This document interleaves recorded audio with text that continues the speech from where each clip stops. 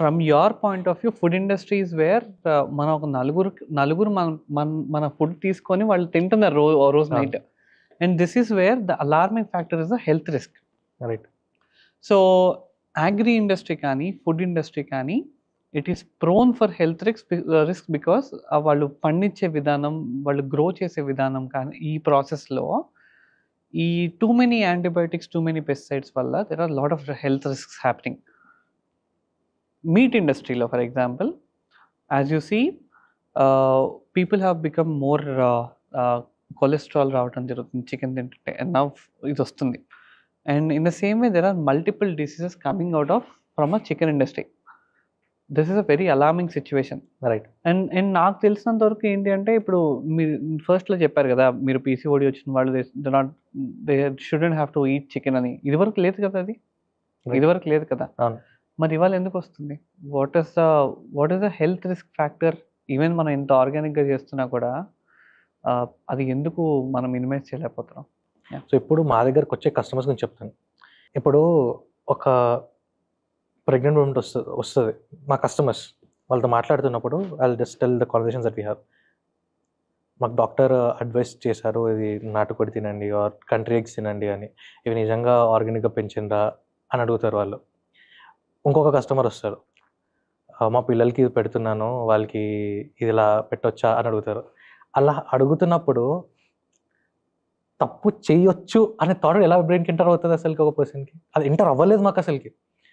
అరే ఆమె అడుగుతుంది ఇలా, నేను ప్రెగ్నెంట్ ఉన్నాను, డాక్టర్ అడ్వైస్ చేసింది. అక్కడ ఏమైనా తప్పు చేస్తే దట్ హిట్, ఆ భయం, మేమైనా తప్పు చేసినా, ప్రోడక్ట్ క్వాలిటీ సరిగా మెయింటైన్ చేయకపోయినా వాళ్ళకి హెల్త్ ఎఫెక్ట్ అవుతుంది అనే భయం, it's very strong in us. And ఆనెస్ట్గా చెప్పాలంటే what we made sure is product కరెక్ట్గా వేయడానికి చూస్తుండే. సర్వీస్లో వీ హ్యాడ్ చాలా తప్పులు చేస్తాం. ఎన్నోసార్లు లేట్ డెలివరీస్ చేసాం కస్టమర్కి. అండ్ స్టోర్లో సెవెరల్ టైమ్స్ 45 minutes ఒక కస్టమర్ వెయిట్ చేస్తుండే. Okay. Service side we have been weak, but product వైజ్గా ఎప్పుడు కాంప్రమైజ్ అవ్వడానికి చూడలేదు. And that satisfaction we can proudly say. And మీరు అడుగుతున్నట్టు ఈ హెల్త్ రిస్క్ ఇవన్నీ ఎందుకు వస్తున్నాయి అంటే, ఇంతకుముందు మంచిగా మనకి ఒక పొలం ఉంటుండే, ఆ పొలం నుంచి తెచ్చుకొని తింటుండే. ఇప్పుడు ఆ ఫుడ్ మనం తినేటిది ఎక్కడి నుంచి వస్తుందో, ఎలా పెరిగిందో ఏం తెలియదు. అలా జరుగుతున్నప్పుడు దాంతో అసెట్, నేను ఇంత స్టార్టింగ్ చెప్పిన, మాస్ ప్రొడ్యూస్ చేసినప్పుడు అడల్ట్రేషన్ స్టార్ట్ అయింది. అడల్ట్రేషన్తో హెల్త్ ఇంపాక్ట్ స్టార్ట్ అయ్యాయి. అండ్ అది కాకుండా the kind of lifestyle that we guys have been living, high levels of stress, and these things are also attributing to all the health risks that we are seeing. Hormonal imbalance, PCOD, PCOS అవ్వచ్చు, male infertility అవ్వచ్చు, or obesity అవ్వచ్చు, cholesterol issues, cardiac issues, lot more things have been prevalent. And it's all related with the kind of food that we eat. నేను ఎన్నో years back చదువుతుండే Sourav Ganguly గురించి. ఆయన heart attack వచ్చిందని. ఒక sports పర్సన్కి, అంత యాక్టివ్ ఉండే పర్సన్కి హార్ట్ అటాక్ ఎలా వస్తుంది? I was literally shocked over there.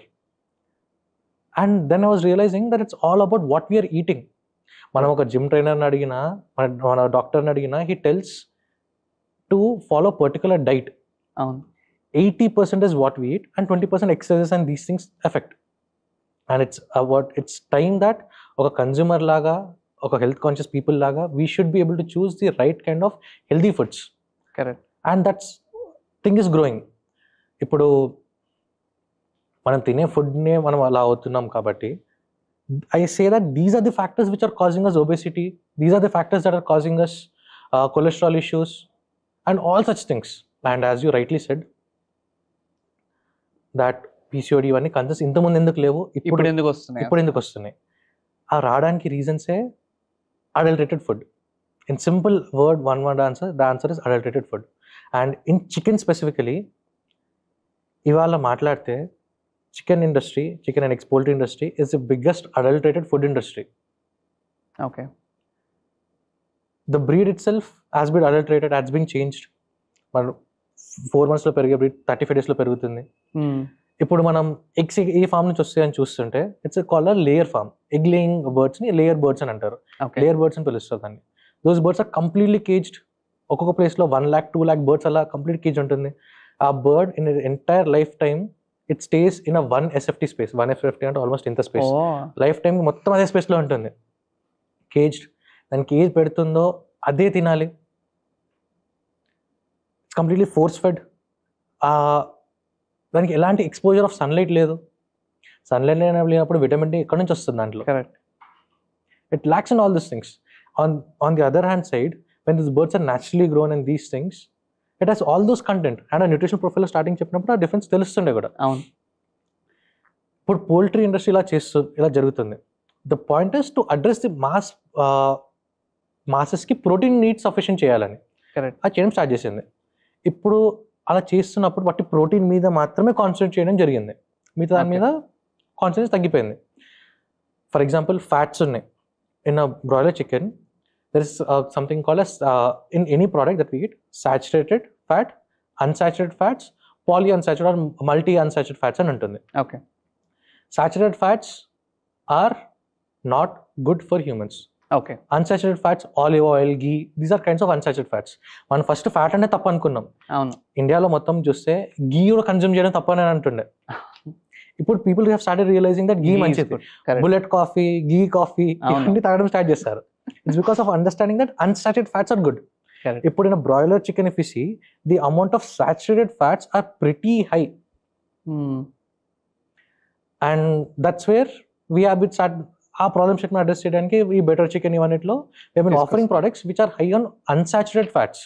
Okay. ఇప్పుడు ఇంకో వేలో చెప్తాను. ఒక నాటుకోడిని స్కిన్తో పాటు తింటారు జనరల్గా. ఓకే. బట్ ఒక బ్రాయిలర్ చికెన్ని స్కిన్లెస్ తీసి ఫ్యాట్ మొత్తం తీసేసి తినడానికి చూస్తారు. సాచురేటెడ్ ఫ్యాట్స్ని లేయర్ తీసేయడానికి చూస్తారు. ఓకే. నాటుకోడి సూప్ తీసుకొని తింటారు. బ్రాయిలర్లో బోన్స్ అస్సలు తినొద్దు అంటారు. జనరల్గా if you're eating broiler bones తినొద్దని చాలా నువ్వు వినే ఉంటావు ఎప్పుడు. అవునవును. The reason is same. The way these things are being grown. And if you talk about poultry kind of risk, swine flu or bird flu అనేది అంటామో, దీస్ థింగ్స్ ఎప్పుడైతే ఒక ఇండస్ట్రీ లెవెల్లో చేయడానికి చూస్తామో, ఇది ఒక 20-30 years బ్యాక్ వినిపించకపోతేనే మనకి ఈ మధ్యన వినిపిస్తుంది. ఎందుకు? ఒక మాస్ లెవెల్లో చేస్తున్నప్పుడు మాస్ లెవెల్లో డిసీజెస్ కూడా వస్తాయి. అదే జరుగుతుంది. సో ఇప్పుడు నువ్వు మెన్షన్ చేసావు egg. So even the government is now asking everyone to have an egg. But Sunday హోయా మండే ఎగ్జాక్ట్లీ. సో నేను బేసికలీ ద లాస్ట్ 6 months నుంచి I have observed different types of eggs. ఇందాక నువ్వు చెప్పినట్టు అసలు దానికి బేసికలీ సన్ రేస్ పడట్లేదు. It doesn't have vitamin D. Why do you think people have to differentiate eggs in that? Omega 3 అని ఒక egg, AH అని ఇంకొక ఎగ్, ప్రోటీన్ మ్యాక్స్ ప్రోటీన్ అని ఇంకొక ఎగ్. సో అంటే ఒక ప్రాబ్లమ్ స్టేట్మెంట్ని ఇన్ని విధాలుగా బ్రాంచెస్గా డివైడ్ చేయడం అవసరం ఒక చిన్న ఎగ్కి? నీకు బట్టి ఎగ్ తింటే నాకు ఇంకేం సంబంధం లేదు. వన్ బట్టి ప్రోటీన్ ఉండాలంటే నువ్వు ఏ ఎగ్ అని తినొచ్చు. ఓకే. మరి ప్రోటీన్ ఉంటుంది, ఏ ఎగ్ అయినా ప్రోటీన్ ఉంటుంది, దాంట్లో ఎలాంటి ఇష్యూ లేదు. But what I'm consuming it shouldn't have any other side effects on my health అనే పాయింట్ కూడా ఉందంటే నీకు, then you need to deep dive into what kind of eggs or food you're eating.